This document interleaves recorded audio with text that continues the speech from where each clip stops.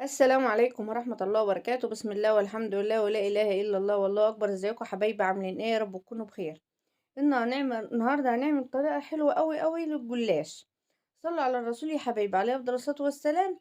وتعالوا نعمل فطيرة حلوة وسهلة وبسيطة بالجلاش، وبمقاديرها موجودة وزي الفل معانا. بصوا بقى يا حبايبي، صلوا على الرسول عليه أفضل الصلاة والسلام وحط اللايك يا عسل انت وهي. جبت كده معايا ايه 4 كوبايات من اللبن، وهحط عليهم 4 معالق سكر و4 معالق من الكاستر. لو انت حابة تستبدلي الكاستر بنشا تمشي، ده وده يمشي معاك. انا كان عندي شوية من الكاستر فقلت هيقضونا ونمشي ونفضي العلبة زي ما انتوا شايفين قدامكم كده.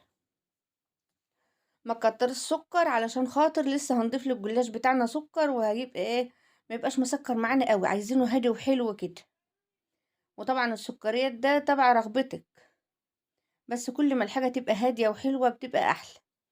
رفعتهم على النار وفضلت ان انا اقلب فيهم لغايه ما بقوا معايا زي ما انتوا شايفين كده. انا كنت في الوتر على فكره بطبخ، بس الطبخ اللي انا طبخاه معاكم قبل كده، فقلت ايه اعمل معاكم صينيه الجلاش العسل اللي احنا هنعملها النهارده.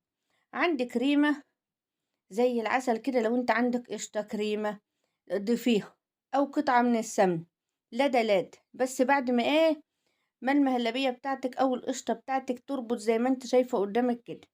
حطيت فانيليا وحطيت كريمة، وحطيت بقى الكاستر بتاعنا واللبن ولفه بقى زي العسل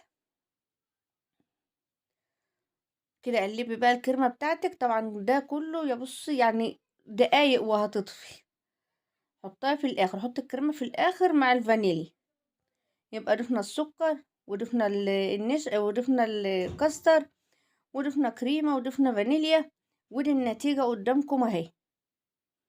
قلبي كله على البارد، وبعد كده ارفعه على البوتاجاز، وبعد كده على نار متوسطة واشتغل. انا مش عايزاها يعني ايه متماسكة قوي علشان احنا في البرد، وساعة ما تبرد هتلاقيها ايه جمدت معاك. اه انا عايزة القوام ده، عايزة احس ان انا باكل في قشطة في قشطة. تعالوا بقى نعمل ايه. نغطي الكريمة بتاعتنا ونسيبها. جبت انا كده كوباية من السمنة، ورفعتهم على النار يصحوا براحتهم. انتوا عارفين اللي الجو برد وايه، والسمنة جامدة. وتعالوا نضيف كمان 3 معالق من جوزة الهند، وقلبيهم كده في المهلبية بتاعتك. لو انت بتحب جوزة الهند اعمليها بالشكل ده. حابة تضيفي اي نوع مكسرات ضيفيه، يعني اي نوع مكسرات حابة تضيفيه ضيفيه. ما انتش حابة مكسرات زي حالتنا ما نحبش المكسرات يعني قد كده، فضفت بس جوزة الهند. بتدي ريحة حلوة وطعم حلو. يبقى الكريمة بتاعتنا خلصت، هنغطيها بأي كيس بلاستيك عندك وسيبيها تبرد براحتها. تعالوا بقى هنا دوبنا كده ايه كوباية السمنة، وجبت برضو قشطة. لو عندك قشطة أو كريمة لبانية ضيفها كده، ومعلقة صغيرة ومعلقة معايا بيكنج باودر. أنا كنت فاتحة الكيس ده اسمها على البسبوسة، لو شفتوا فيديو البسبوسة وبقيته هنعمل بو النهاردة الجلاش بتاعنا. كل حاجة يا حبايبي بتنفع.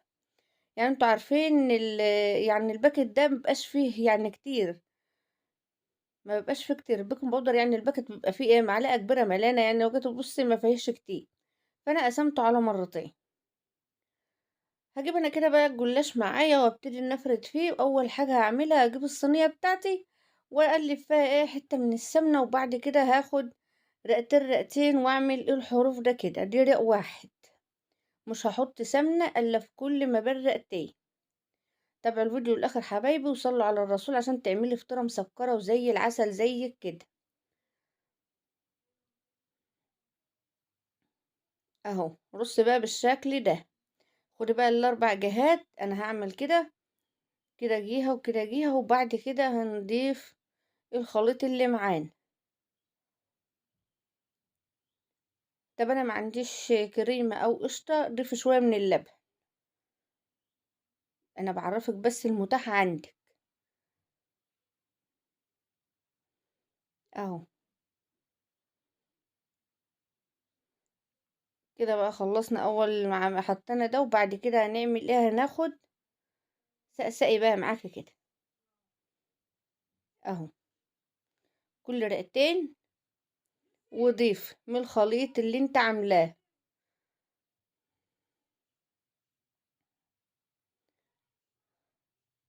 انا كنت ابتدي الفيديو طبيخ وجلاش، قلت هيبقى طويل قوي قوي معاكم، فقلت اختصر يعني الفيديو واعمل معاكم الجلاش بس. كده رشة ايه من السكر. لو انت عندك سكر ابيض مطحون زي ما ابيض وناعم اشتغلي بيه، ما تطحنيش. لو انت السكر بتاعك اسمر وجرش اطحنيه في الكب. رشة سكر بعد ما حطينا السمنة بتاعتنا بالكريم اهو.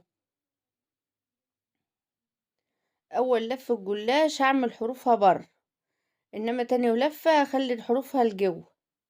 هنلم الوسطانية خالص اهو، زي ما انتوا شايفين قدامكم كده يا حبايبي. طبعا تبع الصينية بتاعتك. انا جايبة لفتين من الجلاش بس من اللي هي الصغيرة بصراحة، ماهيش كبيرة. عشان كده هعمل واحدة في قاع الحلق في قاع الصينية، وواحدة من على الوش.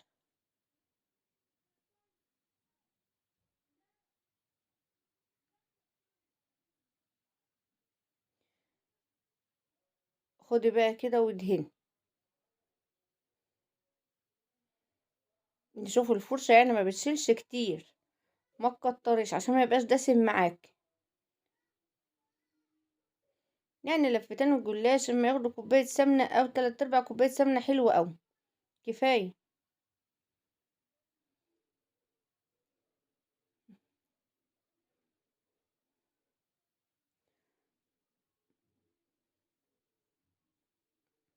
ورشة السكر ما بين كل رقتين السمنة ورشة السكر، يعني رشة ما بين صوابعك كده عشان ما تبقاش مسكرة قوي معاك. انا بعمل رشة السكر علشان مش هعمل لها عسل.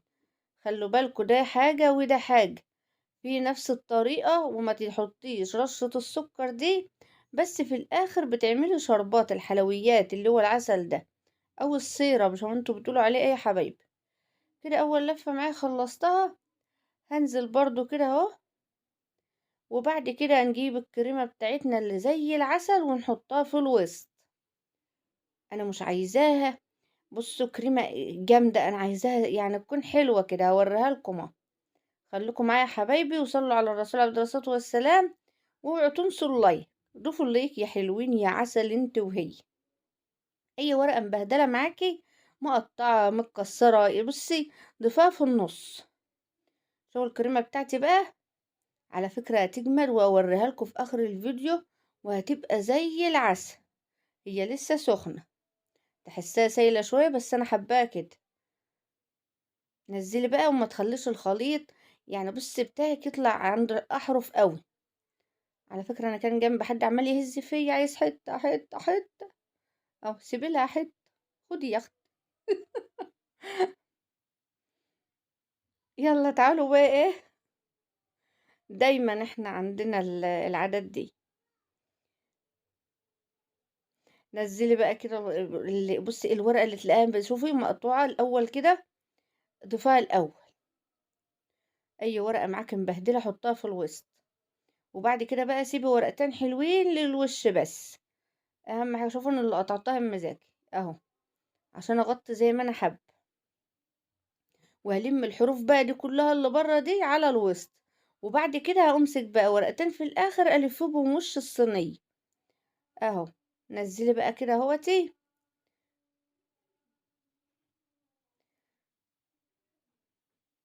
طريقته سهلة وبسيطة وحاجة حلوة وجميل جدا.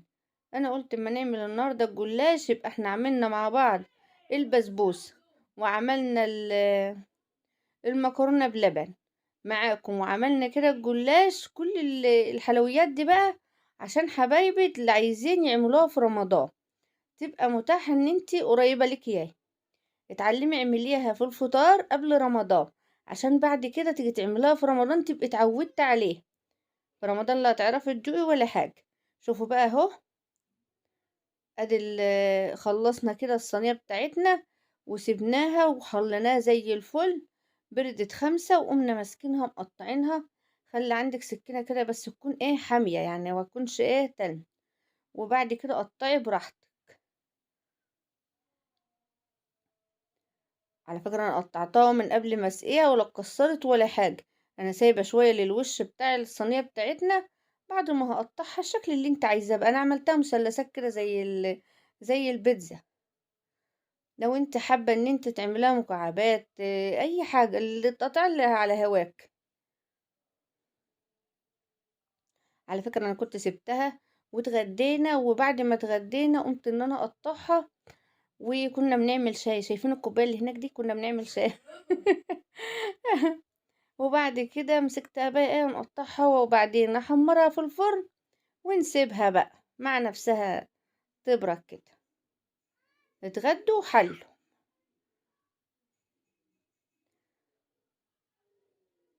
اتمنى الفيديوهات دي تعجبكم يا حبايبي وتنفذوها. نفذوها قبل رمضان عشان في رمضان تبقى ايدكم اتعودت عليه. البنات الحلوين الطعمين اللي زي العسل. قطعناها مثلثات. تعالوا بقى ايه ندهن وشها بالسمنة وبالكريمة اللي معانا. اهو شوفوا بقى يا حبايبي، حاجة كده سهلة وبسيطة وجميلة، وفي نفس الوقت ما خدتش معاكي حاجة في المطبخ. وفرن البوتاجاز بقى وتحطيها من تحت الاول لما تاخد لون، وبعد كده بتولعي عليها الشواية. جميل عسل. يلا نزلي بقى الوش بتاع السمنة بتاعتها. خلصناهم اهو. حطي بقى كل الخليط الباقي معاكي. يعني لفتين الجلاش خدوا كوباية سمنة اهو. مشي بقى بالفرشة كده دهني كل حاجة، وبعد كده هندخلها في الفرن زي ما قلتلكوا على نار من الاول من تحت. وبعد كده لما تاخد لون بتلاقي الاحرف خدت لون يعني احمرت كده، بتبتدي تولع عليها الشوايه من فوق. وخلي بالك الجلاش ما بيحملش في النار بسرعه بسرعه، بتحمر. اوعي تسهي عليه في الفرن عشان ايه ما يتحرقش معاك. يعني بالذات الجلاش من الحاجات اللي ما بتستحملش النار، فساعتها بتلاقيه يتحمر معاك عامل زي الكنافة. في ساعتها ما تلاقيش. غمروا وفتحوا بقى يا حبايبي، وبصوا تعالوا معايا الشكل هيبقى عامل ازاي. تحفة بجد. ما شاء الله احلى فطيرة. تاكليها مسكرة وزي العسل كده. تعالوا نجيب كوبايتين من اللبن وننزلهم بالشكل ده. ده كوباية، ونزلت كمان على فكرة كوباية، وسقيتها بقى وسبتها ايه غطيتها وسبتها تعيش. خدت مني كوبايتين لبن.